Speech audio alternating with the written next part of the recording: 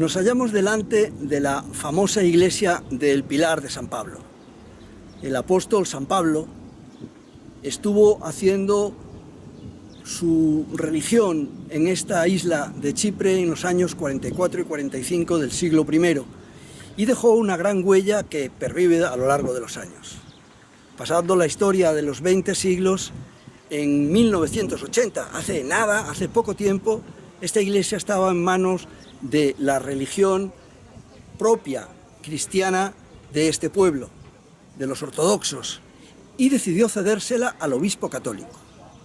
Probablemente porque había muy poca gente de la Iglesia Católica, el obispo católico decide compartirla con los anglicanos y desde entonces esta iglesia que tenemos detrás es administrada por las dos religiones.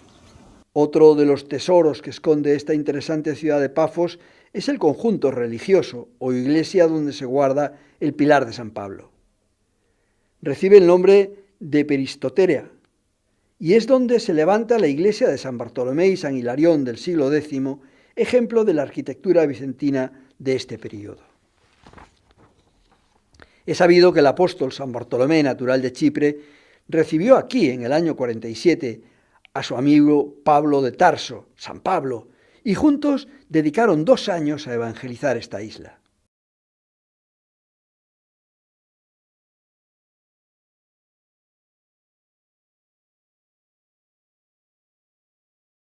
El interior de la iglesia, que como dijimos da cobijo a ceremonias católicas y a ceremonias ortodoxas, ofrece en primera instancia una estética claramente ortodoxa, si bien con grandes concesiones a la religión católica romana, pues ambas religiones administran esta iglesia.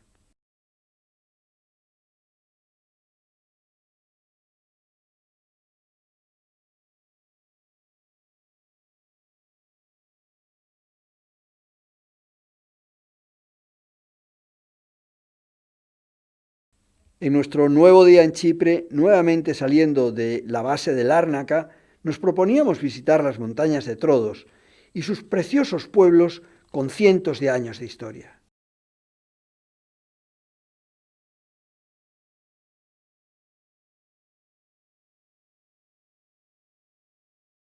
Comenzando la ascensión monte arriba, circulábamos por una buena parte, aunque estrecha carretera, y las laderas de las montañas aparecían completamente cubiertas de un denso bosque de pinos.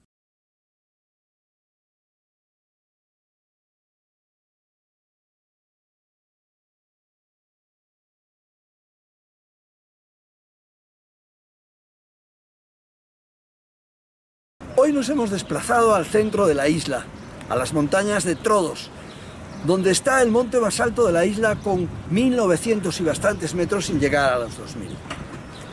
Es un conjunto de montañas, pequeñas montañas, valles, muchos pinos y este precioso pueblo a la espalda de Kalapanayotis. Un nombre bien bonito, bien sonoro y que suena muy a chipriota o si ustedes quieren incluso a griego. Pasaremos todo el día en las montañas de Trodos, recorreremos sus pueblos, recorreremos sus valles y veremos sus bosques. A mitad de camino, hacia nuestro primer objetivo en las montañas, pudimos disfrutar de esta magnífica vista sobre el valle de Kalapanayotis y la aldea que le da nombre.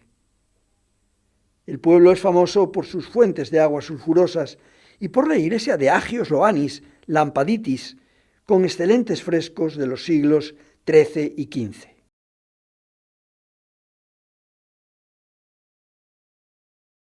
A media mañana estábamos llegando al pueblo de Nikitari, donde el turismo ha fomentado el progreso económico de esta zona de la montaña.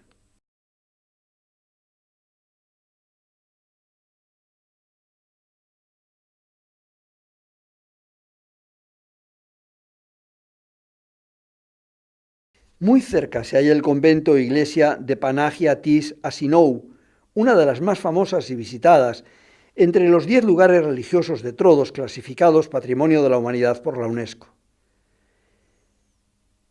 Este conjunto fue el Catolicón, o la iglesia del monasterio, de Farbión, activo entre el 13 y el 18. Toma su nombre del pequeño río Asinou, cuyas fuentes no están lejos de aquí. Actualmente en su entorno se juntan la iglesia, una escuela y la tienda de recuerdos.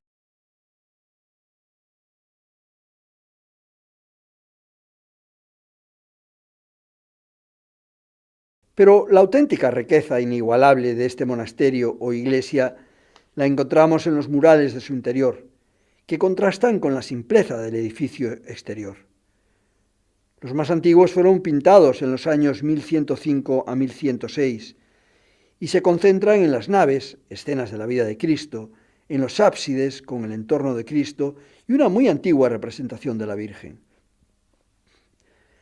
Los especialistas tratan de reconocer el más puro estilo bizantino del periodo del emperador Alexis I Comnene, entre 1081 y 1118, que decidió hacer de Chipre su principal plaza fuerte en el Mediterráneo. Este atrajo a gran cantidad de artistas de la época y los mejores pintores bizantinos llegaron hasta aquí. La influencia política se hace también sentir en el atrio de la iglesia, donde poco después de su construcción es profusamente pintado bajo el reinado del franco Enrique I de Lusignan, a mediados del siglo XIII, por entonces rey de Chipre. Nuestra excursión continuó montaña arriba, buscando las recónditas joyas artísticas y costumbristas que esconden estas tan antiguas montañas.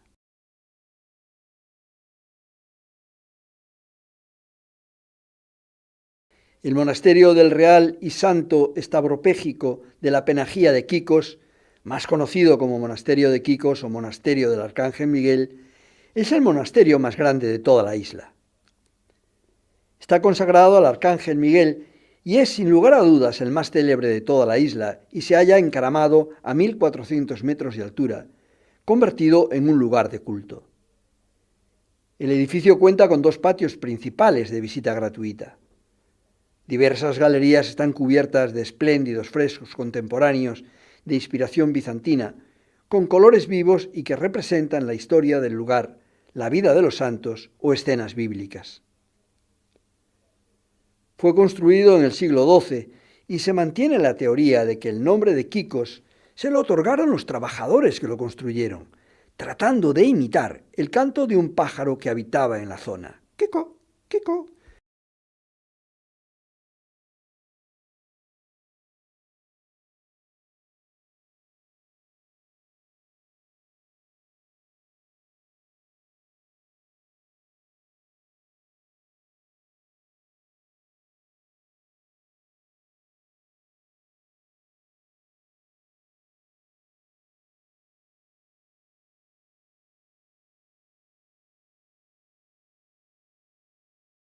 En el interior pudimos admirar un icono de la Virgen adorado por todos los creyentes de la isla y que contribuye a su celebridad en el mundo entero.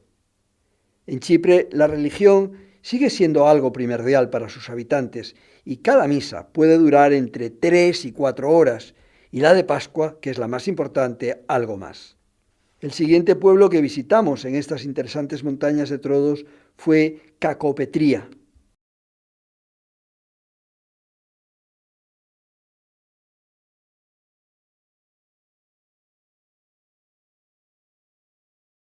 Se trata de un pequeño pueblo que ha sabido conservar todo el sabor y el tipismo de la zona, sin apenas concesiones a la modernidad. Se encuentra a una altitud de 667 metros y es la aldea más alta del Valle de Soleá. La comunidad tiene aproximadamente 1.200 habitantes permanentes y un par de cientos más durante la época de verano. Está asentada a lo largo del valle de los ríos Cargotis y Garillis, y al oeste del valle y entre los otros 2 ríos. Los techos de las casas están inclinados y alicatados y casi todas ellas tienen un piso superior y un balcón de madera. El último punto que visitaremos en el día de hoy, en la excursión del día de hoy por las montañas de Trodos, será la iglesia de Panagía, inscrita como Patrimonio Nacional de la Humanidad por los años 80. Se trata de unas iglesias con una gran personalidad, construidas muy de forma autóctona, con una teja muy especial y a partir del siglo XII. El entorno es absolutamente montañoso, con estas preciosas montañas que llevamos viendo durante todo el día y donde pondremos punto final a las visitas del día de hoy. Y muy cerca de Cacopetría se halla una de esas fantásticas iglesias del siglo XI, construidas en estas montañas de Trodos, Agios Nikolaos Tia Stigis, declarada Patrimonio de la Humanidad por la UNESCO y que aporta un gran valor a la aldea de Cacopetriá.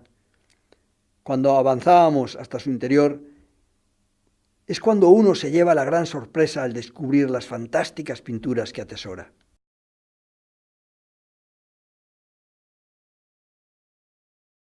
El interior de la iglesia está decorado con frescos pertenecientes a varios períodos, que cubren más de 600 años. Esta iglesia, completamente pintada, ha sido justamente descrita como un museo de la pintura bizantina. La fase más antigua de la decoración mural data del siglo XI, incluyendo escenas de la vida de Jesús, el levantamiento de Lázaro, la dormición de la Virgen María, etcétera, etcétera. Merece la pena mencionar la composición de los 40 mártires y la figura de Agios Nikolaos. Pero la mayor parte de la decoración mural de la iglesia data del siglo XIV. La crucifixión y la resurrección pertenecientes al final del siglo XIII, mientras que el Cristo Pantocrátor en la cúpula, los profetas en el tambor y los evangelistas en las 4 pechinas datan ya del siglo XIV. El tamaño más grande que el tamaño real de los santos militares Teodoro y George en el Museo Noroeste es particularmente impresionante. A finales del siglo XIV, el ábside y las bóvedas este y sur fueron redecoradas. El día de hoy lo vamos a dedicar a lo que, de una manera extraña, en Chipre se llama la zona ocupada. Realmente es la zona turca. Es la zona que, a partir de 1974, en una invasión un poco rara, pretendiendo defender a Chipre de los griegos, los turcos arrancan y arrasan con la parte norte del país. Se quedan con él, el Estado no es reconocido, pero es una zona netamente turca, gobernada por turcos chipriotas y por turcos.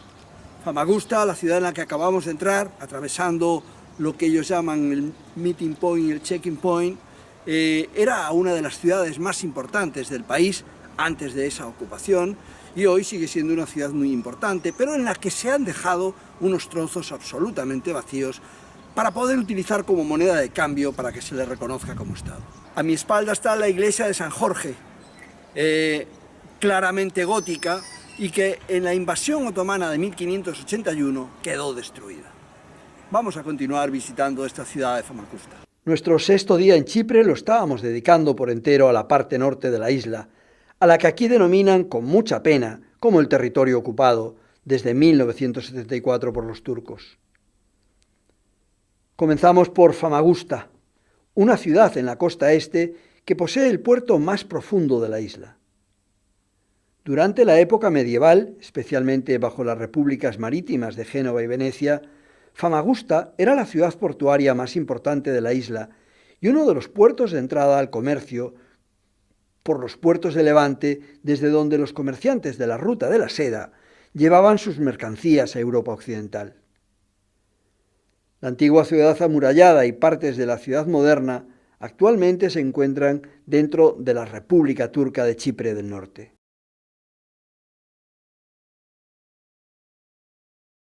Pasamos ante este bello monumento a los caídos turcos durante la invasión de 1974.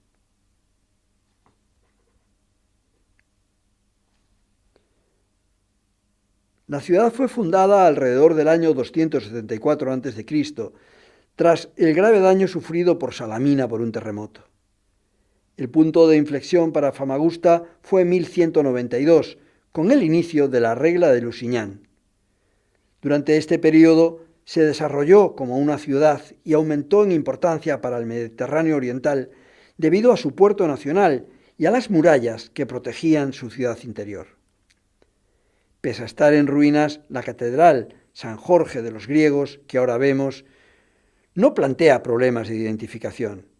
El edificio claramente gótico se adosó a 2 pequeñas iglesias bizantinas totalmente en ruinas que podrían datar del siglo XIII, lo cual muestra un vínculo con el pasado interior a la llegada de los latinos. La mezquita de Lala Mustafa Pasha, originalmente conocida como Catedral de San Nicolás, es un edificio medieval situado en la ciudad de Famagusta.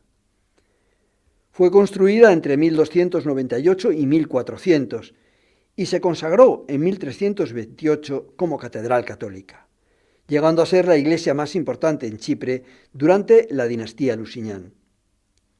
Pero en 1571 fue convertida en mezquita cuando el Imperio Otomano conquistó la ciudad de Famagusta. Debe su nombre al Ala Kara Mustafa Pasha, el conquistador del Islam. Cuando uno penetra en su interior, te invade un poco de desolación, pues no esperas encontrar un espacio vacío y casi desnudo dentro de una catedral gótica como esta, aunque esté transformada en mezquita. En una intensa mañana viajera recorriendo una isla en el extremo este del Mediterráneo, casi a caballo entre Europa y Asia, nada nos pareció más atractivo que tomarnos un fantástico zumo de granadas recién exprimidas.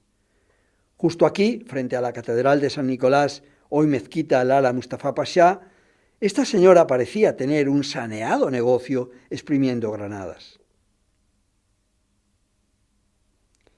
La ciudad fue reconquistada por los genoveses en 1374 y en 1389 cayó en manos de los venecianos, quienes la retuvieron hasta 1571. Y dada la creciente importancia del puerto de Famagusta, trasladaron hasta aquí la capital de Nicosia. En su plaza principal, además de la catedral, podemos encontrar el palacio veneciano, construido por los venecianos aprovechando los restos de un palacio de Lusignan, donde ubicaron la residencia para el gobernador. Lamentablemente, este palacio fue destruido por los otomanos, quedando solo estos 3 arcos como principal testigo y sus columnas procedentes de Salamina. También en esta plaza encontramos las ruinas de la iglesia de San Francisco, que formaban parte del monasterio franciscano en que se encontraban junto al Palacio Real. Fue construida a principios del siglo XIV, gracias a la ayuda económica de Enrique II, rey de Chipre. Y junto a la plaza, la tumba de Mustafa, el muftí y jurisconsulto musulmán de Damasco. Tras la visita al centro, caminamos por la ciudad y sus jardines hasta llegar al puerto donde se ubican las murallas. Las impresionantes murallas venecianas de Famagusta se construyeron en época medieval, en la era de Lusignan, y fueron reconstruidas a finales del siglo XV por ingenieros venecianos, de ahí su nombre actual de fortificaciones venecianas. El uso de la pólvora y del cañón hizo necesario a los venecianos remodelar totalmente la defensa, para que éstas pudiesen asistir a la artillería de otomanos y bucaneros. El uso de la pólvora y del cañón hizo necesario a los venecianos remodelar totalmente las defensas, para que éstas pudieran resistir a la artillería de otomanos y bucaneros. Las torres medievales cuadradas fueron reemplazadas por unas redondas, y alrededor de la muralla se instaló una serie de troneras. Increíblemente, a día de hoy, se encuentran prácticamente intactas.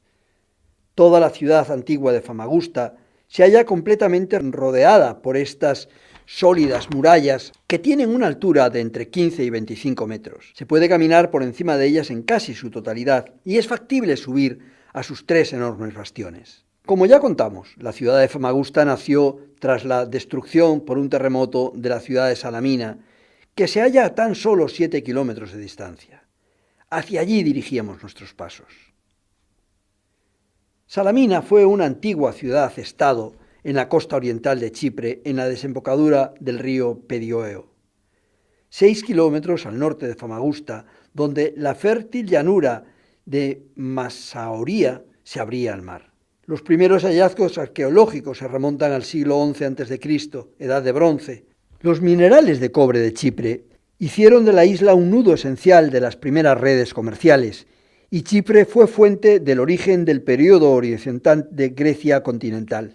Según el Marmor Patrium Salamina, fue fundada por los griegos en 1202 a.C. Su mítico fundador fue Teucro, hijo de Telamón, quien no podía regresar a su hogar después de la guerra de Troya, porque había fracasado en vengar a su hermano Ajax. Se atribuía a Teucro también la fundación de los templos de Zeus en Salamina.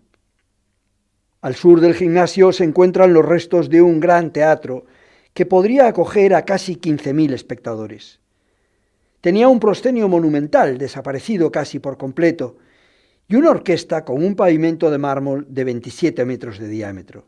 La orquesta fue transformada en naumaquia en la época tardorromana, de manera que se podía llenar de agua para celebraciones de competiciones, juegos y espectáculos acuáticos. Muchas de las estatuas de la escena fueron mutiladas, al parecer intencionadamente, como había sucedido con las estatuas del gimnasio en época cristiana.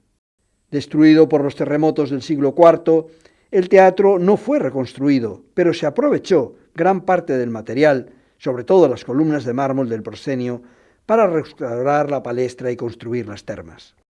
Junto a Salamina visitamos la tumba de San Bernabé. El capítulo 4 del libro de los Hechos de los Apóstoles nos da la primera referencia cerca de San Bernabé, judío procedente de Chipre.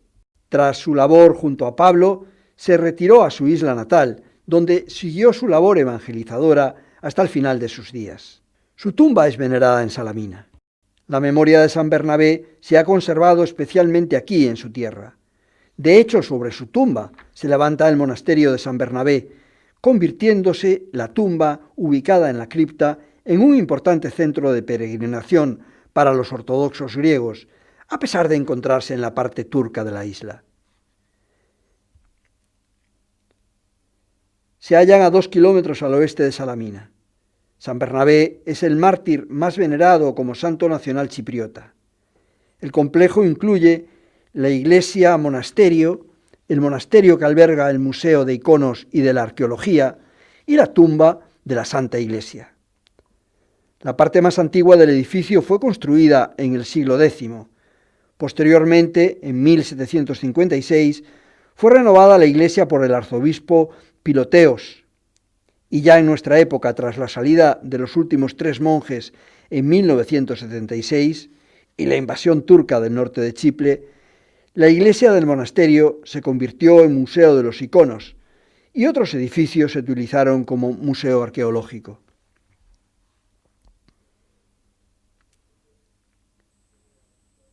El resto de nuestro día seguiría discurriendo por la parte norte de la isla, donde la sensación era de haber abandonado Chipre.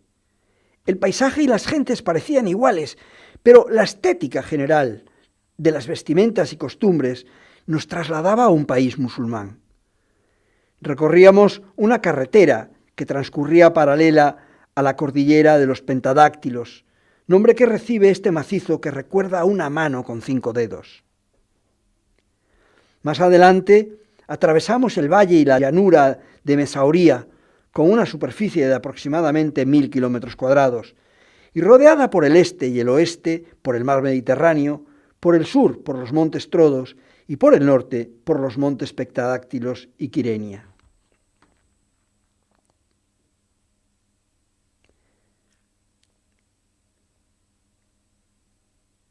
La abadía de Bellapais o Abadía de la Paz, actualmente bajo dominio turco, es un museo que consiste en las ruinas de un monasterio de los monjes de la Orden de los Agustinos. Construyeron en el siglo XIII en el lado norte del pequeño pueblo de Bellapais y a unos 5 kilómetros de la ciudad de Quirenia. Las ruinas están a una altitud de 220 metros sobre el nivel del mar y cuenta con una vista amplia de Quirenia y del mar Mediterráneo. Se trata de las ruinas de un monasterio del siglo XIII, que supo ser el refugio de los obispos de la cercana ciudad de Quirenia en tiempo de los ataques árabes durante los siglos VI y VIII. La abadía fue fundada alrededor del año 1200 por Arimei de Lusignan, poco después de que Jerusalén cayera en manos de los sarracenos y de que quienes eran los custodios de la iglesia del Santo Sepulcro llegaran a Chipre. La abadía fue posteriormente beneficiada por muchos señores, entre ellos Hux III, quien les permitió a los monjes portar una espada y espuelas doradas. Encaramados precariamente en una terraza natural, la abadía está de guardia en toda la costa norte y es considerado como uno de los edificios góticos más hermosos del cercano Oriente.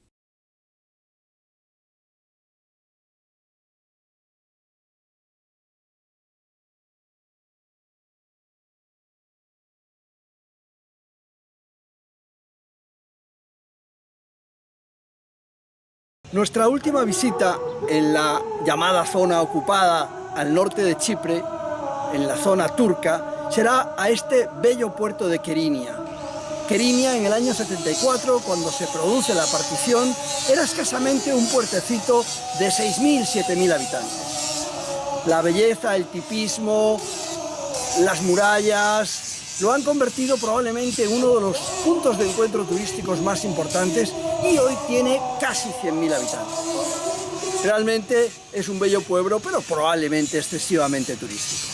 Vamos a pasear por él. A escasos 5 kilómetros de la abadía se erige un antiguo asentamiento que parece haber sido poblado desde tiempos remotísimos, al menos desde el año 4000 a.C., en pleno Neolítico.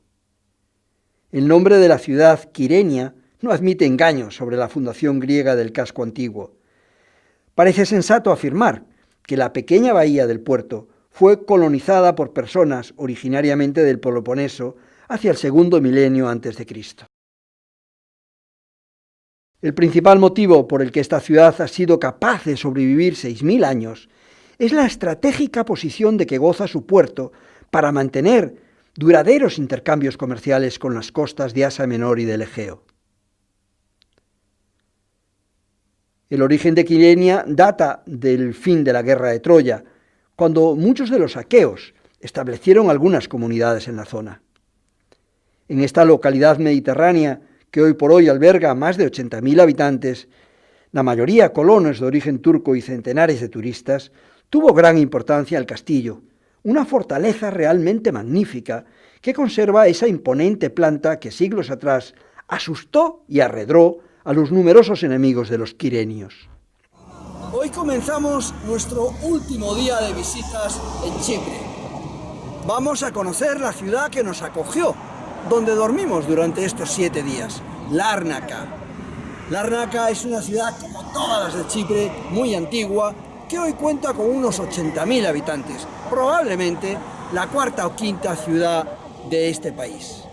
Nos ha acogido sobre una playa, pero a escasos 7 kilómetros de esta playa en la que estuvimos ubicados, se desarrolla una ciudad que, como veremos en adelante, bastante interesante.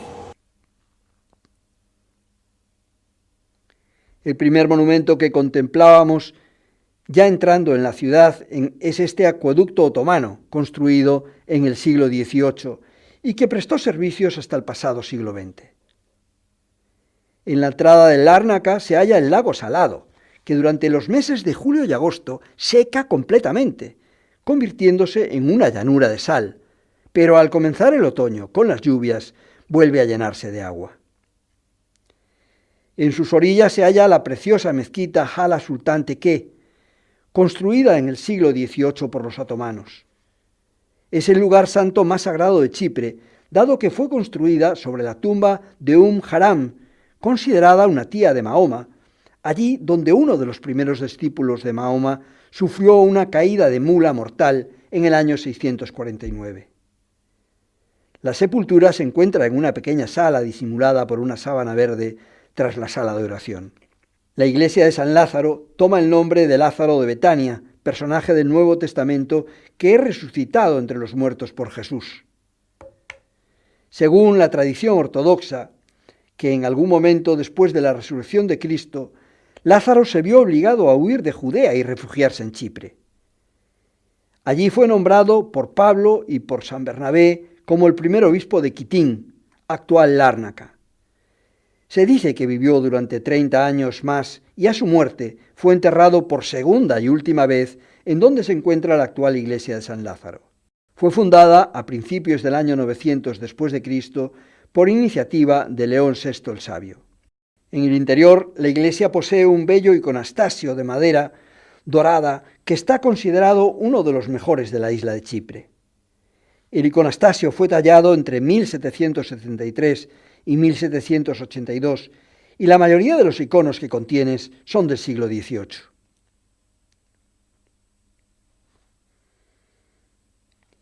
El castillo fortaleza de Lárnaca es una fortaleza defensiva ubicada sobre la playa de Lárnaca. Fue construido para defender las costas sur de Chipre y más tarde utilizado como prisión, artillería y puesto de avanzada. Durante la Primera Guerra Mundial fue sometido a la ocupación alemana, que duró entre 1914 y 1918, y el castillo fue utilizado como puesto de avanzada por militares alemanes. Al final de la guerra, el castillo fue reconquistado por los británicos y se convirtió en una prisión con una horca para ejecutar a los prisioneros. Lárnaca mantiene fuertes lazos con el pasado, y en ella se pueden encontrar restos de la antigua ciudad-estado de Quitión, lugar de nacimiento del filósofo Zenón, que evocan sus días de gloria.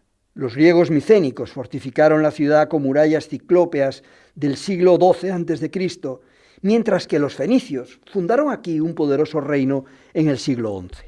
A día de hoy, su delicioso Paseo de las Palmeras, su fuerte, sus viejos barrios y su paseo marítimo dan a Lárnaca un marcado y alegre carácter turístico. Y será en este punto donde pongamos punto final a este reportaje que hemos grabado durante una semana acompañando a un alegre grupo del Club Viajeros Solitarios. Hasta un próximo viaje, amigos.